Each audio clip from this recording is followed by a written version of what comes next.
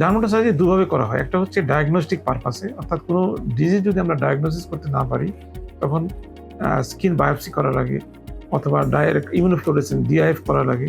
তখন আমরা কিন্তু চামড়া কেটে তারপরে এই সার্জারিটা করে তারপরে এই ডায়াগনোসিসটা করার চেষ্টা করি। আবার কোনো ক্ষেত্রে দেখা যায় থেরাপিউটিক পারপাস, অর্থাৎ আপনার চিকিৎসার পারপাসে আমরা ডার্মাটো সার্জারি করি। এর মধ্যে বিভিন্ন মেশিনের সাহায্যে করা হয়। আমরা আমাদের ইলেকট্রোকটারি একটা মেশিন আছে, এর সাহায্যে আমরা যাদের বিভিন্ন জায়গায় ওয়ার্ট হয়, ভেরুকা হয় অথবা স্কিন ট্যাগ হয়, খুব সহজেই আমরা কোনো মোল থাকে, কোনো বার্থ মার্ক থাকে, এগুলো কিন্তু আমরা সার্জারি করে ফেলে দিতে পারি।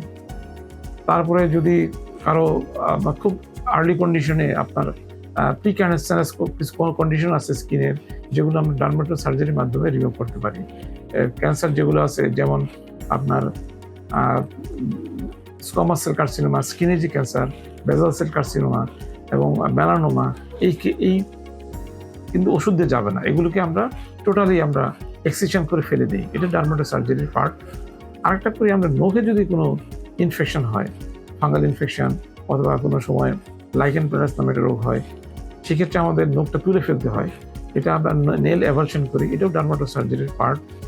তারপর কোনো ক্ষেত্রে দেখা যায় যে ক্যালোয়েড একটা রোগ আছে, এটা আসলে চামড়ার উপরে এক ধরনের উঁচু ভাব, স্কার টাইপ হয়ে যায়, তখন আমরা ইন্টারলেশনাল অর্থাৎ ওই লেশনের উপর, অর্থাৎ ওই গোটার উপর বা ক্যালোয়েডের উপর ইনজেকশন দিয়ে থাকি।